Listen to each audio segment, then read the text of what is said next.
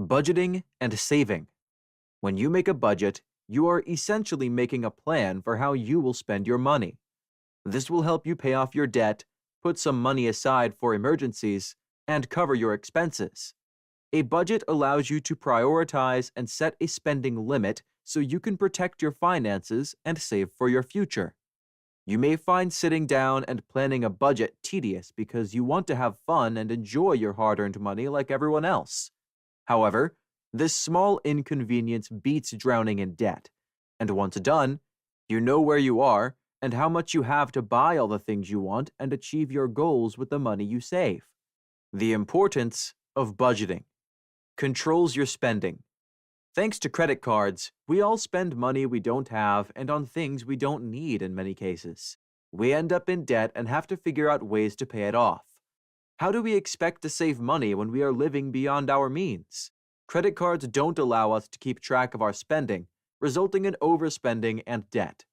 In fact, one of the biggest problems we have is that we let our money control us instead of the other way around. Planning a budget and sticking to it will save you from this unnecessary pain. You will be able to control your spending and save money once you plan your monthly expenses in advance and don't go over your planned budget.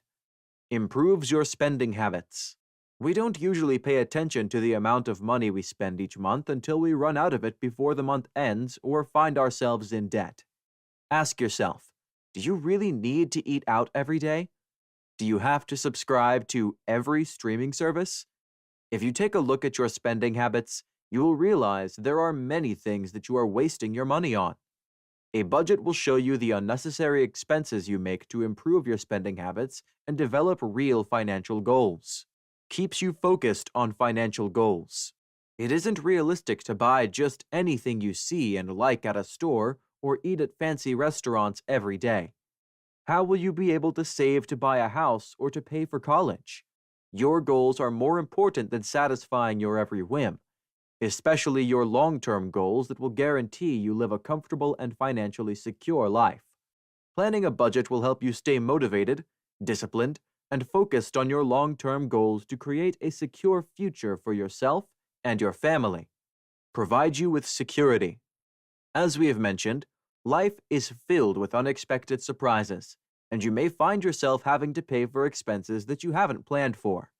If you aren't careful with your money, you may end up in a financial crisis as a result.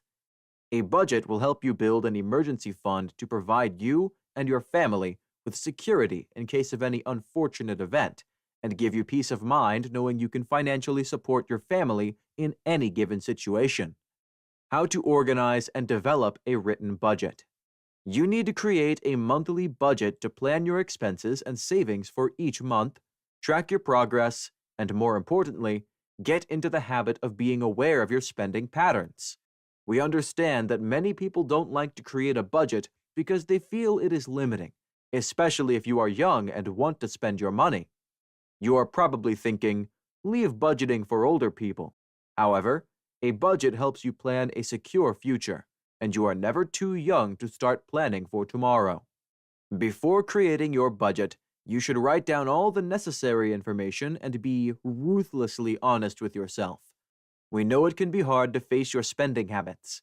The truth may hurt, especially if you are an overspender and weren't aware of it.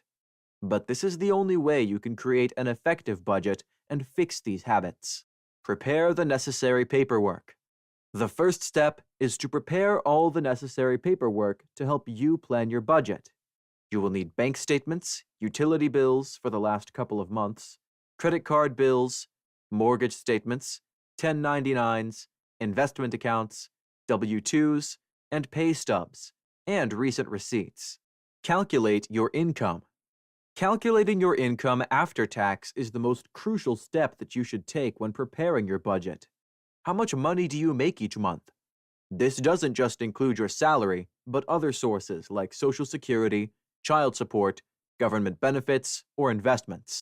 If you are a business owner, you should include the money that goes into your pocket, the salary you give yourself, not how much money the business makes.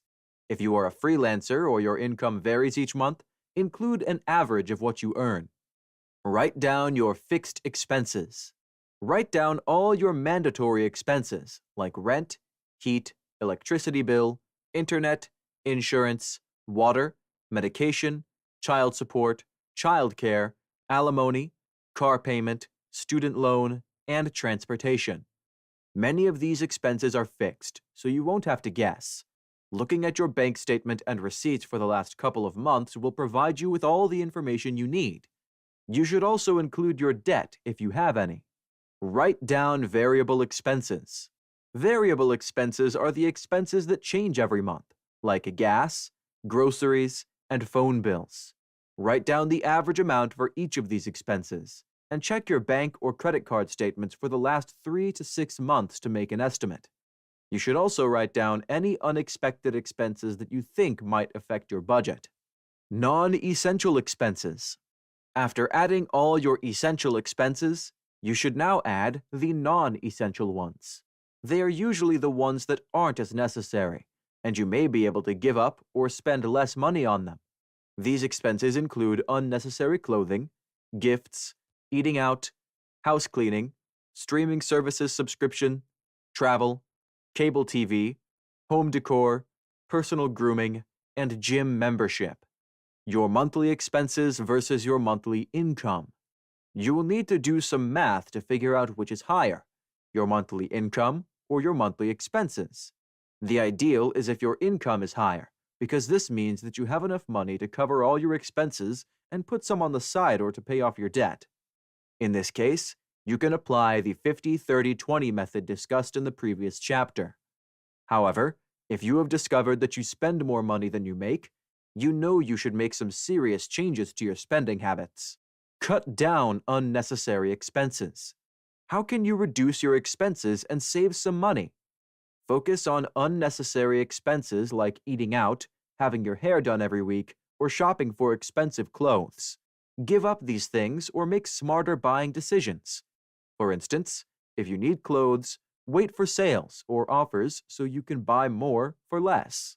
You must reach a point where your income covers all of your essential expenses with some to spare. However, if you are in debt, you may need to make more drastic changes.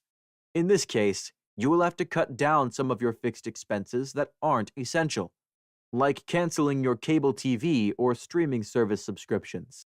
You should also find ways to increase your income by working extra hours or getting a freelance job. Use your budget. Now that you have created a budget, you should start using it.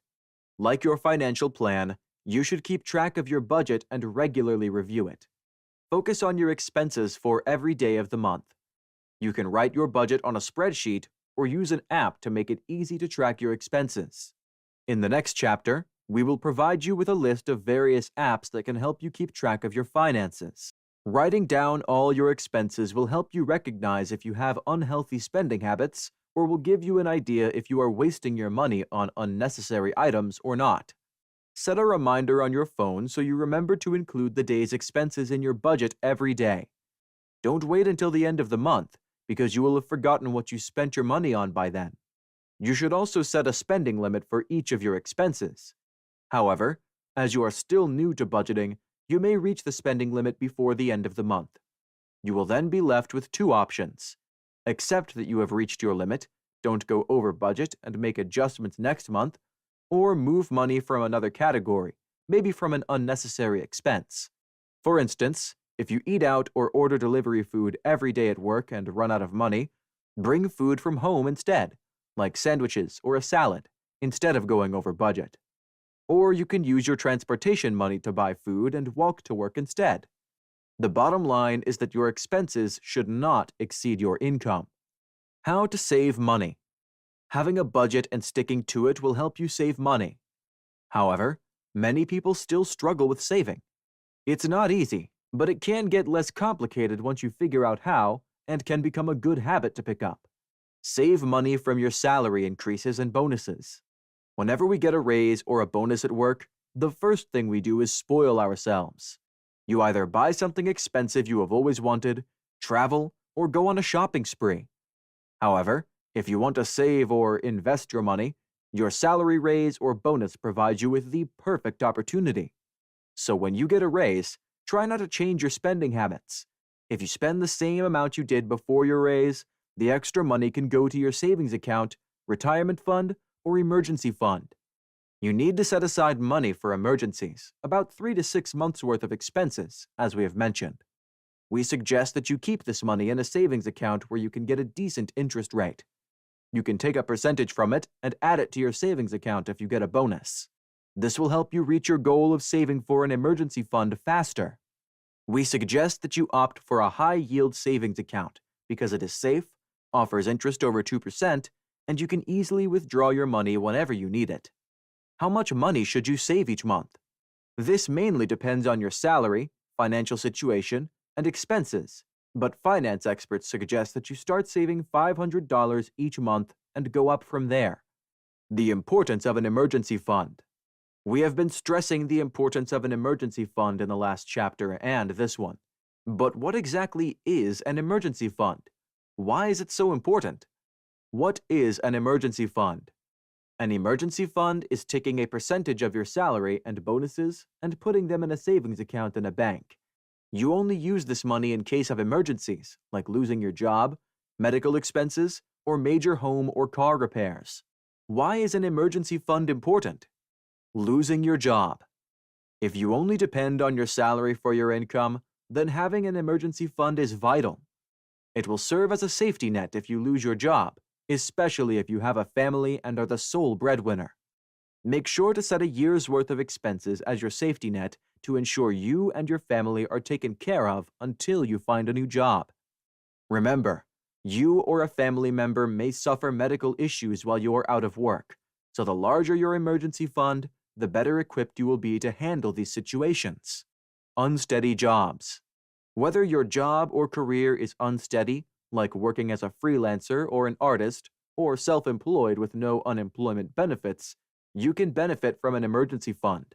Self-employment isn't easy, and the market is unstable, some days up and others down. An emergency fund will keep you covered during the times when the market is down and your business is slow. Medical emergencies. Healthcare has become more expensive than ever. Many Americans suffer in silence because they can't afford to pay medical bills. A health issue can come out of nowhere, leaving you and your family struggling to make ends meet. You can't count on employer-sponsored insurance because you lose your insurance if you quit or were let go of your job. An emergency fund will help you give your family the best health care and provide you with peace of mind. Another point to bear in mind is that if you or any family member suffer from chronic diseases or any health issues, this could leave you in debt. An emergency fund will keep you covered to pay for medication, hospital stay, and routine tests and checkups. Car and house repairs. House and car repairs can be costly and are considered essential expenses if they are serious. For instance, if you use your car to drive to work every day, you will need to fix it right away rather than be late for work or have to pay for transportation. The same applies to your house. If your roof leaks or the water heater is broken, it will need to be fixed. As some of these problems can affect your lifestyle or the structure of the house, instead of stressing over these repairs and going into debt, you can simply dip into your emergency fund. However, your emergency fund is for emergencies only, and not to be used for non-essential expenses like redecorating your house. Helps you with your budget. Your emergency fund can help you with your budget. While you are planning your budget, there may be a few things that you forget to include. Having an emergency fund will help cover any unexpected expenses, like gifts or fees while you are still in the first year of budgeting. An emergency fund will protect you from any surprises you haven't accounted for that can arise when you are on a budget. Protect you from debt. Being debt-free should be on your list of priorities of financial goals. Instead of borrowing money in the event of unexpected expenses, you can just tap into your emergency fund. You don't have to get into debt each time your car breaks down or a family member gets sick. Your emergency fund can cover all these expenses so you can remain debt-free. Budgeting is an essential part of your financial plan, and it will help you achieve your financial goals and save money for the future. Sticking to your budget is vital, as it is the only way to track your expenses and improve your spending habits. Consider budgeting and saving today, and you will notice your financial situation improving.